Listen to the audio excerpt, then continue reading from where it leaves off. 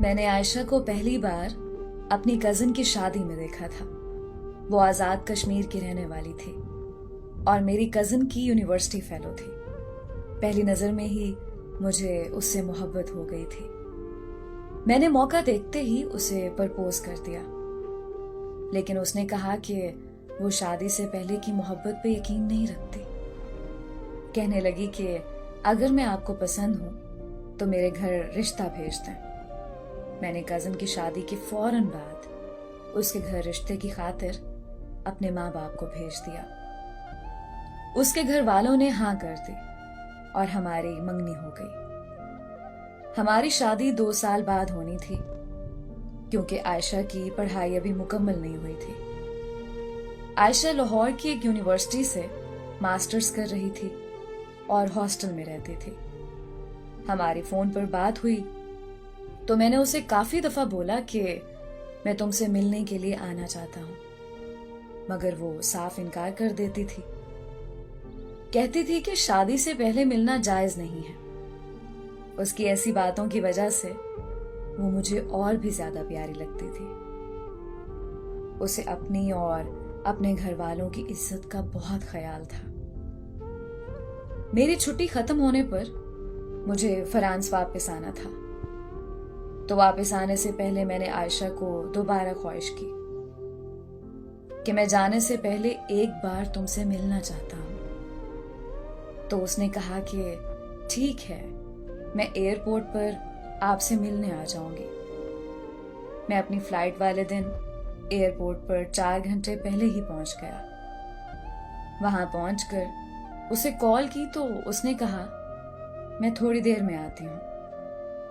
2 گھنٹے انتظار کے بعد میں نے پھر کال کی تو اس نے نمبر مصروف کر دیا۔ 1 گھنٹے تک وہ میرا نمبر بار بار مصروف کرتی رہی اور پھر اس نے کال اٹینڈ کرتے ہی کہا کہ میں نہیں آ سکتی، تم چلے جاؤ۔ اس سے پہلے کہ میں کچھ اور کہتا اس نے کال بند کر دی۔ دوبارہ کال کی تو اس کا نمبر بند جانے لگا۔ مجھے کچھ سمجھ نہیں آ رہا تھا کہ وہ ایسا کیوں کر رہی ہے۔ اتنے میں میری فلائٹ کا وقت ہو گیا اور میں اس سے ملے بغیر ہی فرانس آ گیا۔ یہاں آ کر میں نے اسے کال کی تو اس کا نمبر بند جا رہا تھا۔ میں اس کے گھر کال کرنے ہی والا تھا کہ مجھے میرے گھر سے کال آ گئی۔ امی نے بتایا کہ عائشہ کے گھر والے آ کر رشتہ توڑ گئے ہیں۔ یہ سن کر میرے پاؤں تلے تو زمین ہی نکل گئی۔ امی نے بتایا کہ انہوں نے کہا ہے کہ یہ رشتہ ہماری بیٹی کو منظور نہیں۔ میں نے امی کی کال بند کی اور عائشہ کے گھر کال کی تو ان کا نمبر بھی بند جا رہا تھا۔ میری لاکھ کوششوں کے باوجود جب میرا رابطہ عائشہ اور اس کی فیملی سے نہیں ہوا تو میں پھر سے چھٹی لے کر پاکستان چلا گیا۔ وہاں پہنچتے ہی میں عائشہ کے گھر آزاد کشمیر چلا گیا۔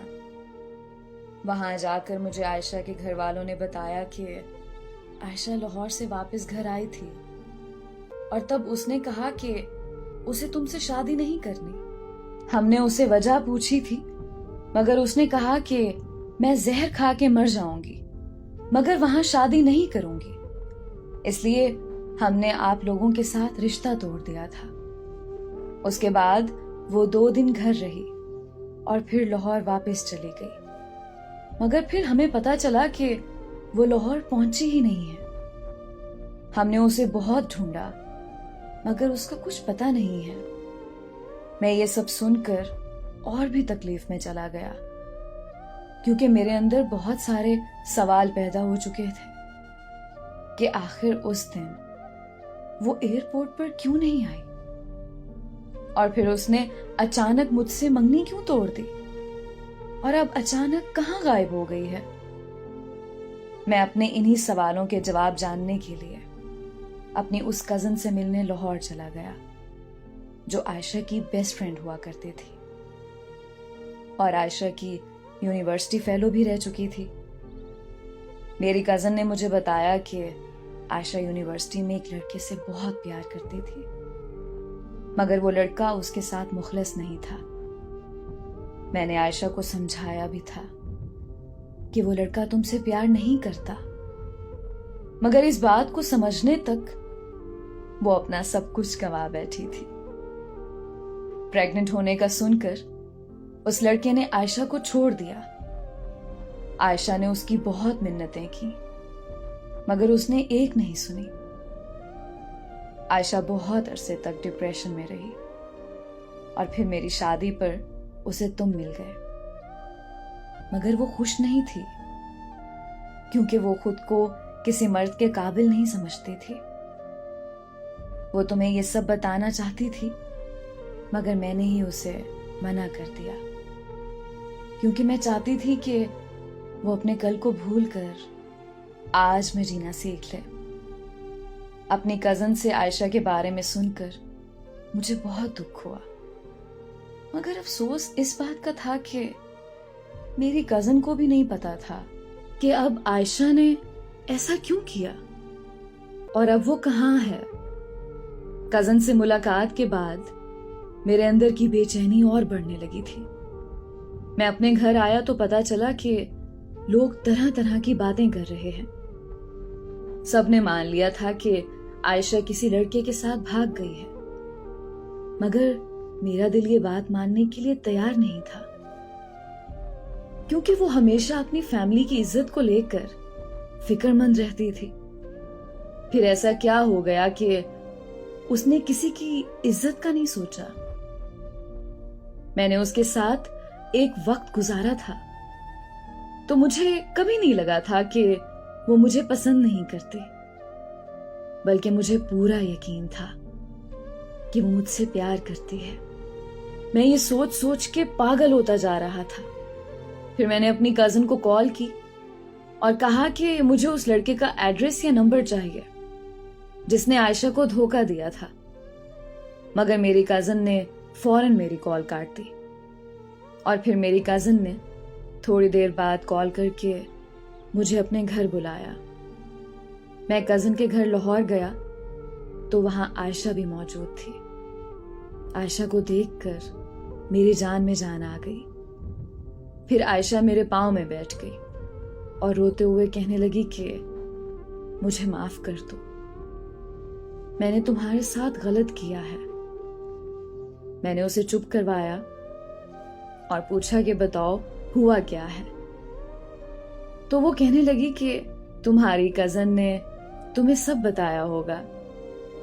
मैं उस लड़के से बहुत प्यार करती थी, मगर उसने मुझे धोखा दिया, मेरा इस्तेमाल करके मुझे छोड़ दिया। मैं हर रोज उसे याद करके रोती रहती थी। मुझे लगता था कि मेरी जिंदगी खत्म हो चुकी है। फिर पता नहीं तुम कहां से मेरी जिंदगी में आ गए, मुझे इज्जत दी, बहुत सारा प्यार दिया और मुझे जीना सिखाया। हमारी मंगनी के बाद मैं भी तुमसे मिलना चाहती थी, मगर मुझे लगता था कि मैं तुमसे शादी से पहले मिलूंगी तो तुम भी मुझे उसकी तरह इस्तेमाल करके छोड़ दोगे।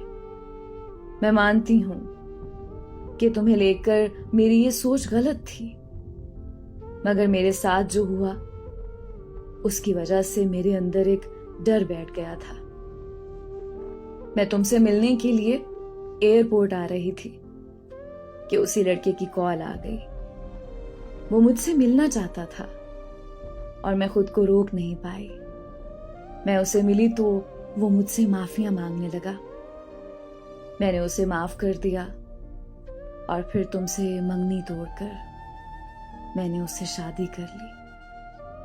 मैं घर से भागना नहीं चाहती थी, मगर मुझे पता था कि मेरे घर वाले नहीं मानेंगे, क्योंकि लड़के का फिरका अहले तशी है जबकि हम अहले सुन्नत हैं। आयशा की सारी दास्तान सुनकर मेरे पास कहने को कुछ नहीं बचा था। वहां से निकलते वक्त आयशा ने हाथ जोड़कर दरख्वास्त की कि मैं कभी किसी से उससे होने वाली मुलाकात का जिक्र ना करूं। आयशा से मिलकर मुझे इश्क से और